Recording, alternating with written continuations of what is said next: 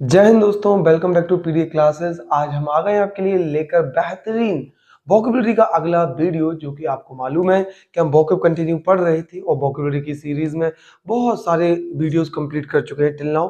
और अगर वाकई में कोई वो वीडियो फॉलो कर लेता है तो उसको बहुत ही एक अच्छा आइडिया लग जाएगा वोकैबुलरी कैसे लर्न करनी है। और आइडिया तो छोड़िए, उसको खुद इतनी सारी वोकैब याद हो जाएगी कि यार थे 36 38 वीडियो 380 10 के हिसाब से एक वीडियो में 10 पढ़ाता हूँ, तो 380 वॉकअप खत्म करवा चुका हूँ और कनेक्शन के साथ। और वो सब प्रीवियस पेपर।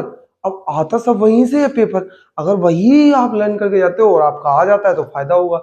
और वोकैबुलरी का कनेक्शन जो आपके दिमाग में वो तो आपके साथ है ही। तो करते हैं हम प्यारा सा वीडियो स्टार्ट बहुत ही एक अच्छे कनेक्शन के साथ। आज फिर 10 वॉकअप खत्म करेंगे इस वीडियो में, बिल्कुल क्योंकि आपके सामने लिखी हुई है पूरी 10 वॉकअप, आप देख सकते हो। बेहतरीन एकदम सीडीएस एनडीए और आपकी एफ कैट और कुछ एसएससी की भी मैंने निकालने की कोशिश की है, तो बनाया है मैंने अपने हिसाब से। कनेक्शन आप देख सकते हो। The very first connection as you can see, reprimand इसका मतलब होता है डांटना फटकारना। रेप्रीमेंड का मतलब होता है किसी को डांट लगाना। आप डांटते नहीं हो, अरे ऐसा कर ले यार, कहते हो तो डांटना। तो डांटना फटकारना होता है। इसको लर्न कैसे करें? अब सर इतनी सारी चीजें होती हैं, डांटना फटकारना स्कॉल्ड भी होता है किसी को, ठीक है ना, बहुत तेज चिल्ला के बोलना। तो कैसे लर्न करें? आप देख सकते हो रिमांड। अगर यहां से थोड़ा देखो, मेरे साथ देखो, मेरी नजर से, मेरी नजरों से अगर देखोगे तो समझ में आ जाएगा जो कि मैंने बनाया है। और एक बार आपको जो समझ में आ गया और वो यहाँ सीधा फिट हो जाएगा। यहाँ फिट हो गया, नो प्रॉब्लम, अपने हिसाब से करो, नो प्रॉब्लम, फिर सुनना भी नहीं कभी नहीं, ठीक है। देखो, रेप्रीमेंड डांटना फटकारना, रिमांड। रिमांड से पहले फटकार लगाई। रिमांड जानते हो ना आप लोग? रिमांड से पहले फटकार लगाई। जो कैदी होता है ना, कैदी, कैदी को जब पुलिस रिमांड पर लेती है ना, तो बहुत उसकी धुलाई होती है। तो यहाँ रेप्रीमेंड, रिमांड से पहले पुलिस ने कहा देखो ऐसा है, हम तुम्हें डांट रहे हैं, फटकार रहे हैं, बता दो, नहीं तो तुम्हारी बहुत धुलाई होगी। तो इसको बोलते हैं रिमांड से पहले डांट फटकार लगा दी, ताकि उसको दिमाग में आ जाए, उसको पिटाई ना खले, ठीक है। तो रेप्रीमेंड रिमांड, रिपीट करो मेरे साथ, रेप्रीमेंड रिमांड, रेप्रीमेंड रिमांड, रेप्रीमेंड रिमांड। रिमांड से पहले उसको डांट फटकार गली, दैट्स इनफ। ओके, तो समझ में आया। सिनोनिम समानार्थी देखें तो चाइल्ड होगा, कंडेम होगा, इंटीमिडेट हुआ। वेल डन यार, कितना मस्त। ये कंडेम तो कई बार मैंने बताया है। देखो ये कंडेम डांट ना फटकार, एक होता कमेंड, लिख लेना है। हाँ लो, नीचे लिखा है ना, ये क्या लिखा? ठीक है, एंटोनिम, एंटोनिम आपके प्रेज, कमेंड, एक इनकरेज। ये दोनों वोकैब ना, ये दोनों वोकैब ये इंपॉर्टेंट है, ये दोनों वोकैब, ठीक है। ये होमोनिम्स यू कैन से। तो आप देख सकते हो क्या लिखा हुआ, कंडेम और कमेंड। तो कंडेम ऊपर डांटना फटकारना, कमेंड का मतलब तारीफ करना। तो ये प्रेज कंडे और कमेंड इनकरेज, ये तारीफ करना होता है। तो इसको remand रेप्रीमेंड, remand रेप्रीमेंड, remand रेप्रीमेंड, remand रेप्रीमेंड।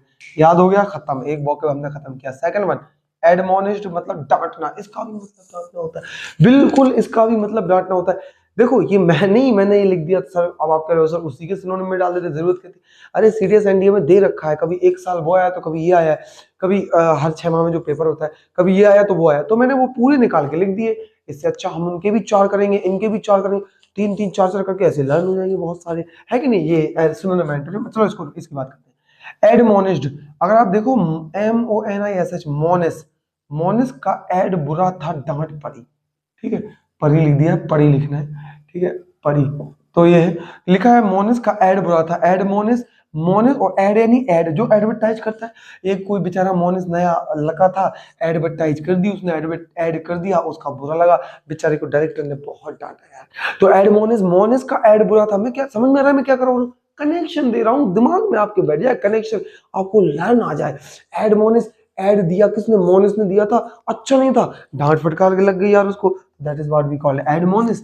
And अगर हम सिनोनिम समानार्थी की बात करें तो रेप्रीमेंड, चाइल्ड या इंटीमिडेट। एंटोनिम की बात करें रिवार्डेड और कॉन्ग्रेचुलेटेड। ओके, नेक्स्ट आता है परपिचुअल। परपिचुअल लगातार, परपिचुअल का मतलब क्या होता है? लगातार। ओके भाई, इसका मतलब होता है लगातार। अब ये परपीचुअल जो लिखा है वर्ड, अब ठीक है, हाँ लगातार, अब जैसे प्रॉपर, तो क्या परपीचुअल को मैंने बना दिया प्रॉपर चलने वाले। परपीचुअल समझ में? प्रॉपर चलने वाले, बोलिए तुम प्रॉपर चलते हो क्या कहीं एक चैनल पर, या कहीं प्रॉपर एक सिलेबस को फॉलो करते हो क्या? तो प्रॉपर का मतलब एक एकदम परफेक्ट, यानी कि लगातार काम करने वाला व्यक्ति।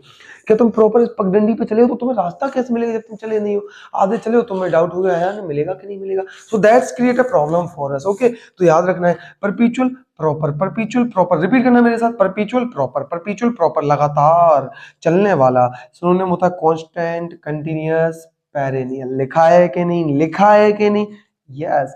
Antonym temporary, transient, fleeting. So that this is what we have to learn. Perpetual, perpetual का मतलब होता है लगातार चलने वाला, प्रॉपर चलने वाला, ठीक है, कंटिन्यू चलने वाला। तीन हमने वॉकिब किए बहुत ही प्यारे तरीके के साथ। Next exemplify. एग्जाम्पलीफाई की बात करूं, उदाहरण देना, समझना। तो उदाहरण देना, समझना एग्जाम्पलीफाई कहलाता है। वही एग्जाम्पल देना, इसको तो लर्न कर लोगे। एग्जाम्पलीफाई सेम एग्जाम्पल, एग्जाम्पल देखो लो, मैंने कनेक्शन भी वही लिख रखा है। एग्जाम्पलीफाई एग्जाम्पल को देखकर स्पष्ट कर दो ना मेरे भाई। एग्जाम्पलीफाई एग्जाम्पल को देखकर स्पष्ट कर दो। तो exemplify, exemplify example, exemplify example.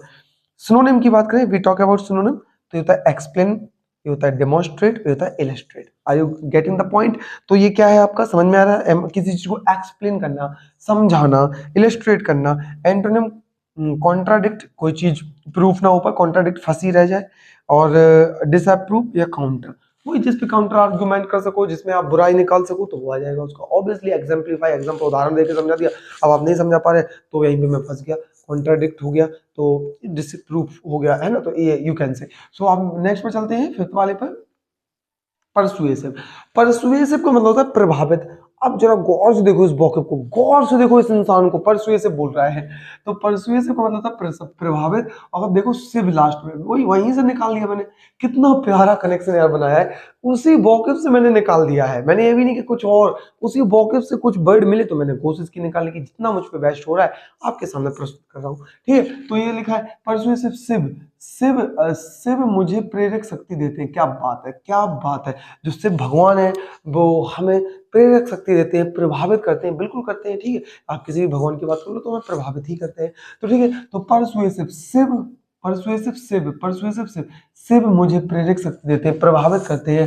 Synonym you can say eloquent, effectual, credible. समझ में आया? इफेक्चुअल, क्रेडिबल, वही क्रेडिट देने वाला, मतलब जो आपके ऊपर एहसान करे, आपको प्रभावित करे, आपको वो अच्छा लगे। वो समानार्थी की बात चल रही, बहुत ब्रॉडली मीनिंग आप कह सकते हो।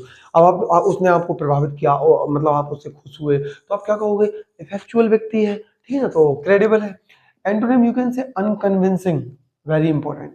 डिटरेंट और रिपेलेंट, वेरी, ये जो वोकेब डिटरेंट मैंने कई बार देखा है, रिपीट हुआ है, तो इसको थोड़ा सा आप याद रखना, ठीक है। तो ये हो गया आपका प्रभाव। अब इसका इन सबको मतलब एंटोनिम का क्या होगा? अब देखो, ये मत सोचो, कोई मत करना सर इनका मतलब क्या, उल्टा मतलब लगा लो ना। ये प्रभावित है, अप्रभावित, ऐसा व्यक्ति जो मतलब कि वो कुछ बोल भी रहा है तो भी समझ में नहीं आती उसकी बात, अप्रभावित है, उसकी कोई बातों में दम ही नहीं, ठीक है। तो यू कैन से आगे चलते हैं हम डिवाइस, सिक्स वाले पर।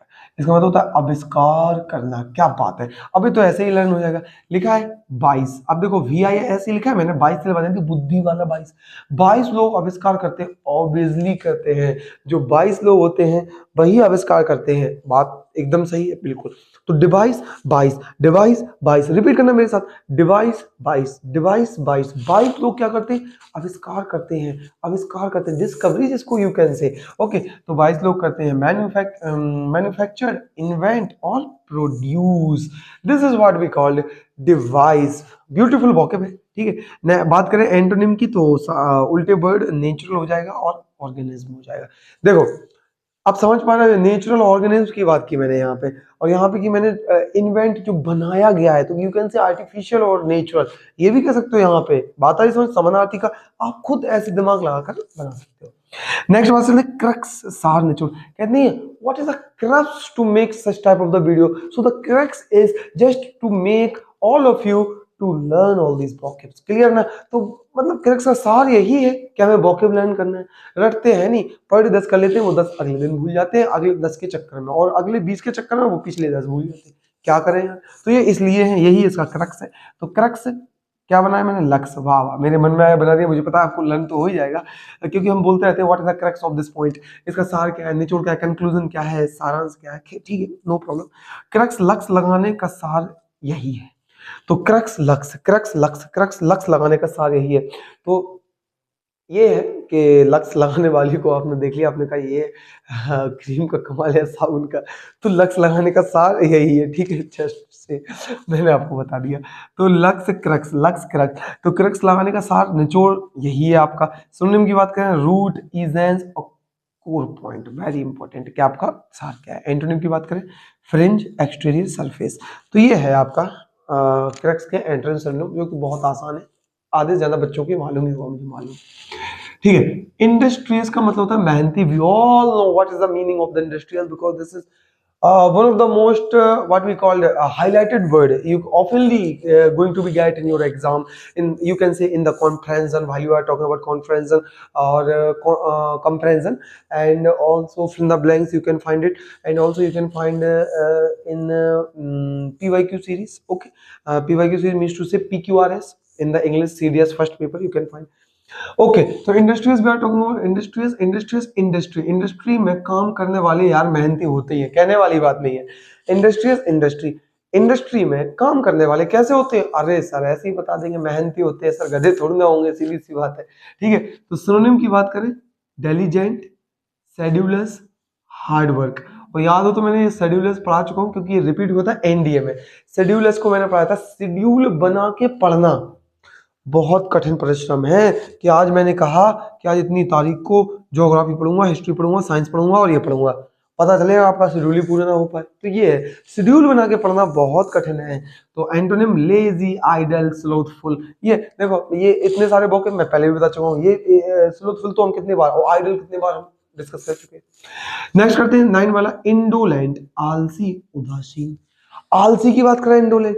अब यार ये मैंने कितनी बार इंडोलेंट को लर्न कराया है। एमपी की सबसे क्लीनेस्ट सिटी, यू कैन से इंडिया की सबसे क्लीनेस्ट सिटी, मे भी शायद, अगर मैं सही बोल रहा हूँ। ठीक है, तो इंडिया की सबसे क्लीनेस्ट सिटी है, एमपी की सबसे क्लीनेस्ट सिटी इंदौर। इंदौर से मैंने बताया था, इंडोलेंट, इंदौर में रेंट देने वाले आलसी लोग हैं। अभी भाई एक बात याद रखना, अभी इंदौर में 1 जनवरी से नियम लागू हो गया है, अगर कोई भिखारी को भीख देता है तो उसको उसके ऊपर FIR दर्ज करा दी जाएगी। आप समझ रहे हो, आपको ये कौन सी बात है? लो भाई, किसी को पुण्य करना है तो अभी ऐसा पुण्य ना करे। ठीक है, कहने का मतलब सब पैसे वाले हुए हैं यहाँ पर, तो ऐसा नहीं है। ठीक है, तो यहाँ पे नियम बना दिया गया। एक अच्छी सिटी है यार, बेहतरीन है, आप जब घूमने निकलेंगे तो मजा आएगा एकदम। इंडोलेंट, इंदौर आलसी, उदासीन, इंदौर में रेंट देने वाले आलसी हुए हुए। सिनोनिम की बात करें, लेजी, आइडल, स्लोथफुल, एपैथेटिक, डल, वही सब। ठीक है, एंटोनिम बात करें, एनर्जेटिक, एक्टिव, वाइगरस। ओके, नेक्स्ट बात करते हैं, इसमें टर्बुलेंस भी आ सकता है, कमोशन भी आ सकता है, ऐसे बहुत सारे एंटोनिम में आ सकते हैं। बट ठीक है, मेरा मोटो है आपको एंटोनिम सिनोनिम पे एक क्रक्स दे देना। बाकी आप चाहो तो खुद से ही भी आप ये कर सकते हो, क्योंकि मैंने इतने सारे करा दिए, वो यहाँ वहां कर दे रहा हूँ, नो प्रॉब्लम। बट इतना कर लो, हो जाएगा, गारंटी के साथ ना कर लो, बस आपका काम हो जाएगा। ठीक है, नेक्स्ट सिंसियर लिखा है, सिंसियर सच्चा, ईमानदार, बहुत ही बढ़िया। लास्ट में लिखते हो ना, your sincerely dash dash dash, वो एप्लीकेशन लिखते समय भूल गए क्या? लेटर लिखते थे 10th क्लास में, 12th में। सिनोनिम, सिंसियर से मतलब सिंसर, जो सेंसर है ना, सिंसर ईमानदार है, बिल्कुल ईमानदार है। तो ईमानदार इसका मतलब होता है जेन्युइन। ठीक है, होल हार्टेड, वेरी इंपॉर्टेंट। ठीक है, और एंटोनिम का डिसऑनेस्ट होगा, डिसेप्टिव होगा, डुप्लीसियस लिखा है। तो ये आपके एंटोनिम सिनोनिम हमने 10 करे। जैसे कि मैंने कहा था, इस वीडियो के साथ हम बेहतरीन तरीके से 10 जैसे कि रोज ही करते हैं वोकैबुलरी, और बस बने रहे वोकैबुलरी के साथ। बहुत ही प्यारी एक सीरीज है। आप 50-60 वीडियो करने के बाद 500-600 वोकैब कर लेंगे, और 500-600 के साथ जो मैं यहाँ लिखा रहा हूँ, फिर तो वो डबल ट्रिपल हो जाएगा। 1500-150 तो वही हो, मतलब सॉरी कि आपका 1500 प्लस वही निकल गया, ऊपर से ये भी। ठीक है, तो इतने सारे होते हैं, बस आपको कंटिन्यू रखना है और अपने हाथ से खुद ही नोट बनाए, मैं यही कहूंगा, क्योंकि लर्न बहुत अच्छा होता है इससे। आप बार बार जब लिखेंगे, बोलेंगे, तो वही आपको रिवीजन हो जाएगा, रिपीट रिकॉल हो जाएगा, है ना। तो ये आपको काम भी बहुत आएगा। तो बस यही कहूंगा कि जुड़े रहिए और देखते रहिए पीडी क्लासेस पर, और इसी प्रकार से और भी वीडियोस आपको चैनल पे मिल जाएंगे, साइंस वगैरह और ज्योग्राफी वगैरह सब मिल जाएगा। Okay, thank you for watching the video, till then take care, tata bye bye and जय हिंद।